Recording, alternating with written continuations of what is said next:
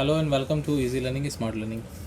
आज के हम इस लेक्चर में के मैप का सिंप्लीफिकेशन देखेंगे कि किस तरीके से हम किसी बूलियन इक्वेशन का सिंप्लीफिकेशन जो है के मैप के द्वारा करते हैं। ये क्वेश्चन जो है सीबीएसई से मैंने लिया है, इसे आप चाहें तो कहीं पे भी यूज़ कर सकते हैं। यूजीसी नेट में भी इस तरीके के क्वेश्चन आते हैं। आपके पास में 4 ऑप्शन दिए रहते हैं, 4 ऑप्शन में कौन सा ऑप्शन सही है ये आपको बताना होता है। तो सबसे पहले हम क्या करते हैं, यहाँ पे एक के मैप बना लेते हैं और वैल्यूज़ को पुट कर लेते हैं। ये आपका है ए बी, ये है सी डी। तो 0 0 से स्टार्ट करते हैं, 0 0 0 1 1 1 और 1 0। इसी प्रकार यहाँ पे भी 0 0 0 1 1 1 और 1 0। अब जो वैल्यूज़ दी हुई है यहाँ पे आपका आएगा यहाँ पे आएगा आपका 7, क्योंकि ये 0 1 2 3 4 5 6 7, उसके बाद फिर आपका दिया हुआ है 8, तो 8 यहाँ पे ब्लैंक रहेगा।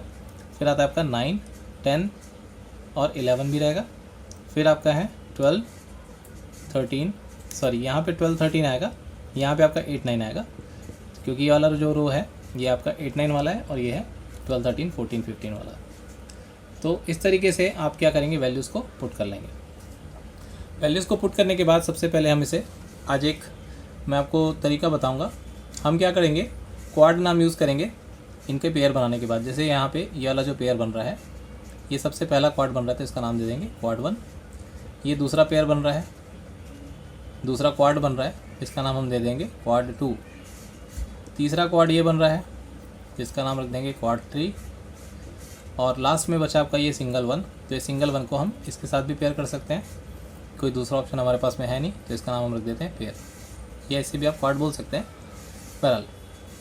तो ये चारों चीज़ें लिखने के बाद हम क्या करेंगे, देखिए इसको सॉल्व करने के लिए हमें पता है कि सी बार से लेके ये सी डी बार तक, सी बार डी बार से लेके सी डी बार तक, ये सारी चीज़ें कैंसिल हो जाती हैं, बचता है केवल ए बी। तो ये हमारा क्वाड बना गया ए बी। ये पिछले लेक्चर में मैंने बताया था आपको कि किस तरीके से आप इसे सॉल्व करेंगे, तो आपके पास में केवल क्या बचता है, ए बी बचता है।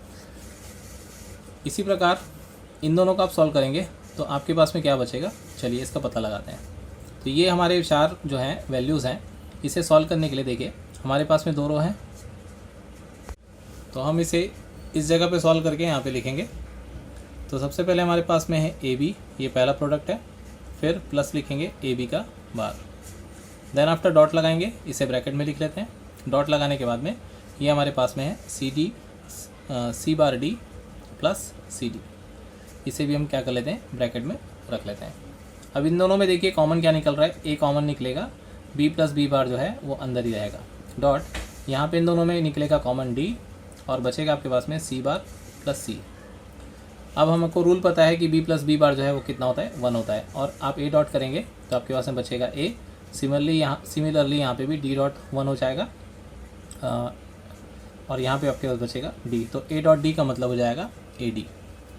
तो ये जो है ए डी हमने इस तरीके से सॉल्व किया। अब आती है क्वाड 3 की बारी, मतलब इस रो और इन दोनों कॉलम की। तो यहाँ पे भी वही मेथड हम यूज़ करेंगे। यहाँ पे हमारे पास में A B plus A B का बार है, इसको हम सॉल्व किए थे तो हमारे पास में ए बचा था, तो ये हमको पहले से मालूम है। और यहाँ पे भी C D plus C D का बार है, तो इसमें कॉमन निकल जाएगा फिर से सी, तो आपके पास में क्या बचेगा, सी डी प्लस, इसे लिख लेते हैं एक बार, सी डी प्लस डी का बार, तो बचेगा क्या आपके पास में सी, क्योंकि हो जाएगा 1, तो आपके पास में बचेगा ए डॉट सी इस तरीके से। तो क्वाड 3 में आपके पास आ गया ए सी। अब आती आखिरी बारी पेयर नंबर 3 की, पेयर नंबर 1 की। तो ये हमारा पेयर नंबर 1 है। इसमें हमारे पास में सीधा सीधा हिसाब है, इसमें आपके पास में एक ही कॉलम है, तो वो कॉलम का नाम है C D plus. C D के साथ साथ आपके पास में 2 रो हैं, एक है ए बार बी प्लस ए बी।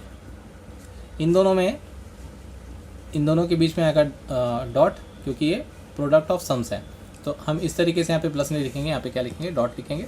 यहाँ पे आपको क्या करना है, ए बार बी है, तो इन दोनों में देखिए कॉमन निकल रहा है बी, आपके पास बचेगा ए बार प्लस ए, तो ये हो जाएगा 1, तो आपके पास में बचेगा बी और डॉट सी डी, मतलब आपके पास बचा बी सी डी। तो हमारे पास में 4 इक्वेशंस इनसे निकले। अब हमें करना सिर्फ इतना है कि सबसे पहले क्वाड 1 प्रोडक्ट ऑफ सम है, तो हम यहाँ पे प्लस लगाएंगे, फिर लिखेंगे ए डी, आप AC भी लिख सकते हैं पहले, फिर लिखेंगे AC, फिर लिखेंगे BCD। तो इस तरीके से आपने देखा कि किस तरीके से वन लाइन में आप क्या कर सकते हैं, एक्सप्रेशन को सॉल्व कर सकते हैं। अब यहाँ पे अगर आप कॉमन निकालना चाहते हैं A को, तो आप A को कॉमन निकाल लीजिए। यहाँ पे बचेगा अंदर में B plus C plus D, क्योंकि इन तीनों में क्या कॉमन है, A कॉमन है, तो आप A इस तरीके से कॉमन निकाल सकते हैं, प्लस आपके पास बचेगा BCD। तो this is the final outcome of this particular question. तो आपको ये लेक्चर कैसा लगा, समझ में आया हो तो ज़रूर कमेंट बॉक्स पे लिखिए, और आने वाले लेक्चर में हम लोड केयर कंडीशन ज़रूर पढ़ेंगे।